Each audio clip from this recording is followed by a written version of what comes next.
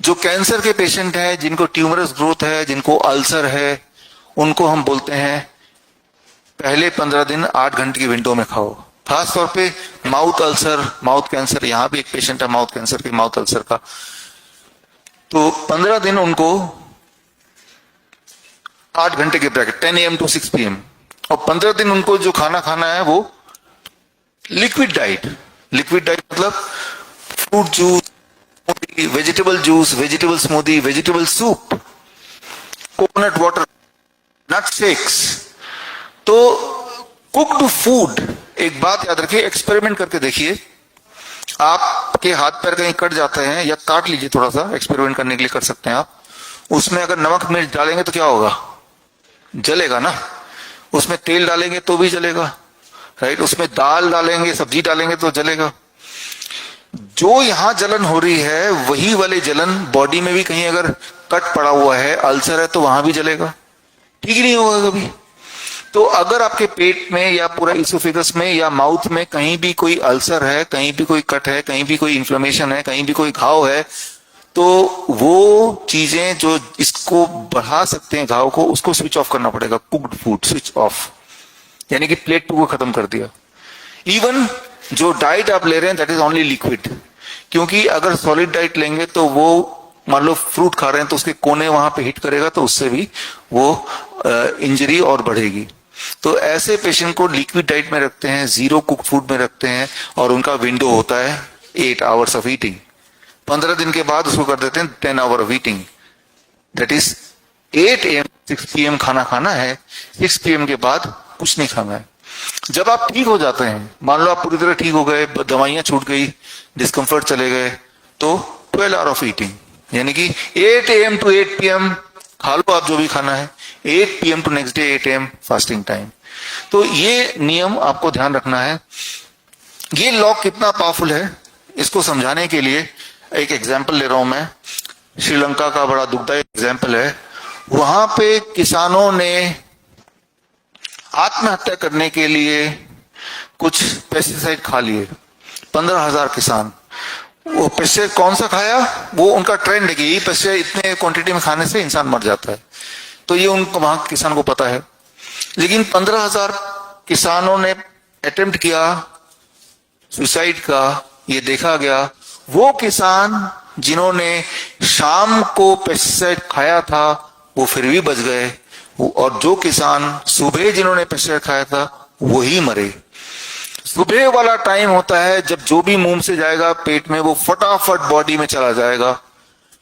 शाम वाला, रात वाला टाइम होता है जो भी बॉडी में जाएगा वो फटाफट बॉडी में नहीं जाएगा, इधर उधर कहीं अटक जाएगा वो, राइट। तो वो तो यहाँ पे शाम को गलत चीज खाया, वो बॉडी में एसिमुलेट नहीं हुआ, तो उनकी जान बचाई जा सकी, वो जान बच गई।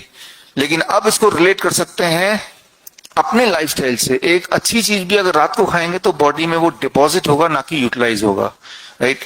तो इसमें कंक्लूजन के लिए, टू कंक्लूड, ये मॉडल पे ध्यान दीजिए।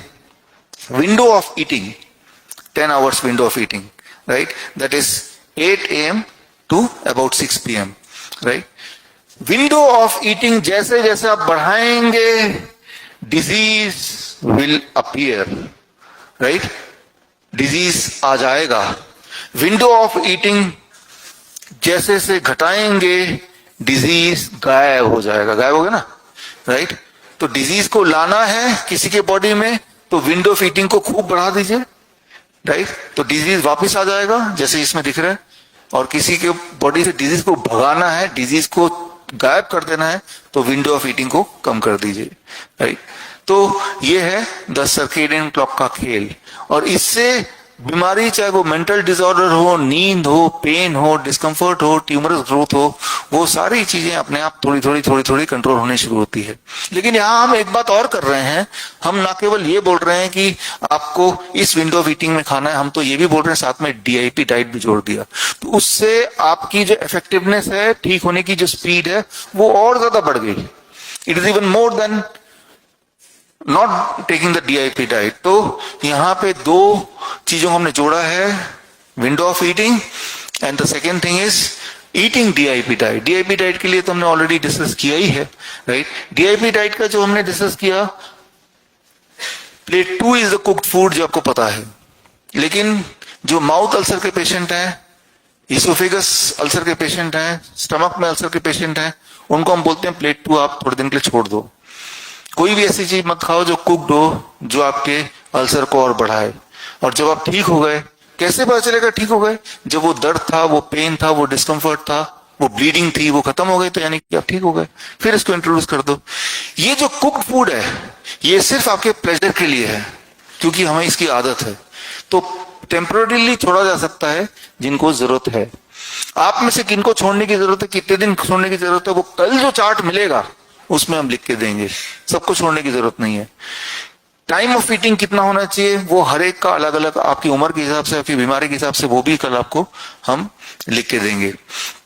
तो this is all about the circadian clock. आपकी जो बॉडी क्लॉक है वो किस तरह से काम करती है, उसी का ये जो एग्जाम्पल है जो आपके सामने है।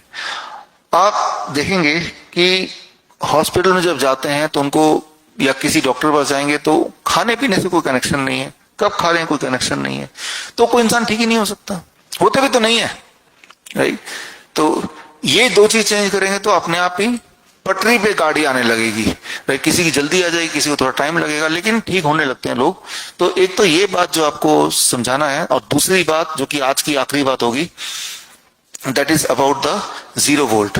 0 वोल्ट में याद रखिए, जब आप धरती से जुड़ते हैं तो आपके बॉडी में जितने भी इन्फ्लेमेशन है, जितने सारे तरह के दर्द हैं, उस दर्द के पीछे का जो मैकेनिज्म है वो इन्फ्लेमेशन है। इन्फ्लेमेशन, माइक्रो इन्फ्लेमेशन, जितने भी तरह के दर्द है। कोई बोल रहा है हाथ में दर्द है, कोई बोल रहा है जॉइंट में दर्द है, कोई बोल रहा है पीठ में दर्द, कुछ ना कुछ आप दर्द से रिलेट कर रहे हैं। High inflammation. इन्फ्लेमेशन को खत्म करने के लिए आपके बॉडी में न्यूट्रिशन के अलावा इलेक्ट्रॉन का आना जरूरी है। इलेक्ट्रॉन जाता है तो इन्फ्लेमेशन खत्म हो जाता है। इलेक्ट्रॉन, प्रोटॉन, न्यूट्रॉन आपने बचपन में पढ़ा है। इलेक्ट्रॉन कब आता है? जब धरती को टच करते हैं तो धरती से इलेक्ट्रॉन जाता है। धरती में इलेक्ट्रॉन का कलेक्शन है। धरती की वोल्टेज 0 है, हमारी वोल्टेज हाई है इस वक्त, आपकी नहीं है क्योंकि आप अभी धरती से कनेक्टेड हैं, राइट। तो जैसे हम कनेक्ट करते हैं धरती से, तो सबसे पहले क्या होता है, 10 सेकंड के अंदर हम सबके वोल्टेज 0 हो जाता है। और अगर 20 मिनट तक जुड़े रहेंगे तो मूड और स्ट्रेस ठीक होने लगता है। हार्ट की पैल्पिटेशन वो नॉर्मलाइज होने लगती है 35 से 30 से 45 मिनट में। बॉडी का पेन रिलीफ होने लगता है 1 घंटे के अंदर। 1-2 घंटे कर लेंगे, धरती से जुड़े रहेंगे या इस तरह जुड़े रहेंगे, तो नींद भी ठीक होने लगती है। वुंड हीलिंग में इसका बड़ा अच्छा रोल है। Wound healing, tour de France, tour de France आपने नाम सुना है किसी ने? Cycling championship, tour the France, सुना है किसी ने? सुना है आपने? जिस तरह से ओलंपिक होता है, ओलंपिक तो सुना है सबने, उसी तरह से साइकिल चैंपियनशिप होता है पूरी दुनिया में सबसे बड़ा, उसे कहते हैं टूर दे फ्रांस, जहां पे एथलीट अलग अलग पहाड़ियों से साइकिल चलाते हैं कई दिन तक। उस साइकिल चैंपियनशिप में उनको गिर जाते हैं साइकिल से तो इंजरी होती है, और रात को उनको नियर बाय जहां तक पहुंचे वहां पे होटल बुक होता है, वहीं पे उनको सोना होता है। रात में ही सोते वक्त ही सुबह तक उनको उनकी इंजरी को हील करना है, क्योंकि सुबह फिर साइकिल चलाना है। तो जो चोट रात को लगी है वो सुबह तक उनको ठीक करना है, क्योंकि सुबह फिर साइकिल चलाना है। तो वो लोग क्या करते हैं, जब वो सोते हैं तो वो वहां पे इस तरह का 0 वोल्ट लगाते हैं। खास तौर पे जहां पे इंजरी, मान लो घुटने में चोट है, तो सीधे ये तार को यहां पे बांध देंगे बैंड से। जिस तरह का बैंड आपने भी अपने बेडशीट में वहां देखा होगा, वैसे बैंड से बांध देंगे इंजरी के पास, राइट। तो ताकि इलेक्ट्रॉन फटाफट पहुंचे और सुबह तक उसकी इंजरी काफी हद तक ठीक हो जाए, क्योंकि उनको सिर्फ आधी, मतलब वो वाइल दे आर स्लीपिंग, वही वाला टाइम है हीलिंग टाइम। तो हीलिंग वुंड इंजरी, यानी कि जो जख्म हो गए उनको तेजी से ठीक करना है, कोई गैंग्रीन हो गया उसे तेजी से ठीक करना है। तो हम अपने पेशेंट को ना केवल 0 वोल्ट बेडशीट में सुलाते हैं, बल्कि उस जख्म के नियरेस्ट एक पैच लगा देते हैं, जो बेडशीट में आपने सफेद कलर का पैच देखा होगा, वो वहां पे लगा देते हैं उसके आसपास। तो उससे हीलिंग स्पीड और बढ़ जाती है। तो वुंड हीलिंग के लिए भी 0 volt is very very good. Blood pressure को रिड्यूस करने में बहुत अच्छा है, राइट। ब्लड डिसऑर्डर्स, थैलेसीमिया के पेशेंट हैं, लुकीमिया के पेशेंट हैं, ब्लड कैंसर के जो पेशेंट्स हैं, उनमें भी हमने देखा है बहुत ही अच्छे रिजल्ट्स हैं। ऐसे पेशेंट को हम बोलते हैं कि आप धरती से जुड़े रहो। छोटे बच्चे ऐसे हैं जो थैलेसीमिया के, उनको बोलते हैं नंगे पैर आप खेलो, राइट। तो ये जो इफेक्ट है जो हमने अपने पेशेंट में पाया, वैसे भी इस तरह के इफेक्ट रिसर्च पेपर से भी ये सिद्ध होता है कि ये सारे हैं। अच्छी बात यह है कि ये 0 वोल्ट बेडशीट एक बार आपने बिछा लिया और फिर उसी पे आपको सोना है, राइट। उसमें कोई खर्चा भी नहीं अलग से, एक बार हो गया तो हमेशा के लिए हो गया। तो वॉश कर सकते हैं, वो कुछ भी जैसे आप करते हैं उसको, वो तार ही है एक्चुअली। हमारे बहुत सारे पेशेंट हैं जो खुद ही बना लेते हैं, ये कोई ऐसा टेक्नोलॉजी नहीं है। कुल मिला के कॉपर तार है। एक कॉपर का तार खरीदिए लंबा सा, उस तार को बाहर फेंकिए और उसके एक छोर को पकड़ लीजिए, दैट इज 0 वोल्ट। उसको हाथ से बॉडी से कहीं बांध देंगे, दैट इज 0 वोल्ट, राइट। तो उसमें ऐसी कोई खास टेक्नोलॉजी है नहीं कि जो हम खुद ना कर सकें। बहुत हमारे पेशेंट्स हैं जो खुद ही बनाते हैं अपने घर के लिए, राइट। तो this is about the 0 volt therapy. तो खैर आज जितना हमने सीखा, जितने आपके सवाल थे और इससे जो हमने सीखा, इसको हमें यहां तो इम्प्लीमेंट कर ही रहे हैं, लेकिन उसका सिग्निफिकेंस क्या है, क्यों इम्प्लीमेंट कर रहे हैं, वो आपको थोड़ा थोड़ा अंडरस्टैंड हो रहा है। सर्केडियन रिदम जिसे आयुर्वेद में बोलते हैं दिनचर्या, तो ये इतना सिंपल है कि लगता है इससे क्या फर्क पड़ेगा, जबकि इससे क्या फर्क पड़ेगा वो आपने पिछले 48 आवर्स में हम में से कुछ पेशेंट में देखा ही देखा। लेकिन कल के दिन और क्या फर्क पड़ गया वो भी हम सुबह देखेंगे, और एक हफ्ते के अंदर और क्या फर्क गया वो भी देखेंगे। आप में से कुछ पेशेंट ऐसे हैं जो ऑलरेडी यहाँ पे रुके हुए हैं एक हफ्ते से, उनकी इंप्रूवमेंट क्या हो गई वो भी हम देखेंगे, राइट। और पिछले महीने अक्टूबर में सितंबर में ऐसा ही एक कैंप हुआ था, हर महीने होता है, अक्टूबर में नहीं हुआ। तो उनमें जो स्किन डिजीज वाले आए थे, स्किन डिजीज में मैंने आपको पहले ही बताया था सबसे लंबा टाइम लगता है, तो एक महीने में कितनी इंप्रूवमेंट है वो भी हम देखेंगे। तो मैं ये बोलना चाह रहा हूं कि हर एक की इंप्रूवमेंट की स्पीड अलग अलग है और हो ही सकती है। इंटरेस्टिंग बात है कि हर एक की इंप्रूवमेंट की कोई ना कोई स्पीड है, स्टेबल नहीं रहेगा, धीरे धीरे इंप्रूव करेगा, हर दिन इंप्रूव करेगा, राइट। लेकिन आपको सिर्फ अपने टाइमिंग को एडजस्ट करना है। कमिंग बैक टू यू, जो स्कूल में पढ़ते हैं, तो आपको अपने पढ़ाई को इस ढंग से रखना है, अपने पढ़ाई के हिसाब से अपने डाइट को नहीं रखना है, अपने डाइट के हिसाब से पढ़ाई को रखना है, राइट। आपकी बॉडी अगर हेल्दी होगी तो कम पढ़ाई से भी आपका दिमाग उसे जल्दी एब्जॉर्ब कर लेगा, राइट। तो ये मेन रखिए। अब इसको ध्यान में रखते हुए तब अपना दिनचर्या को, बाकी जो और आपके जो रिस्पॉन्सिबिलिटीज हैं, चाहे आप जॉब में जाते हैं, चाहे आप स्कूल में जाते हैं, चाहे आप कोई स्पोर्ट्स में जाते हैं, इसको ध्यान में रखते हुए तब आपको बाकी अपने चीजों को एडजस्ट करना है।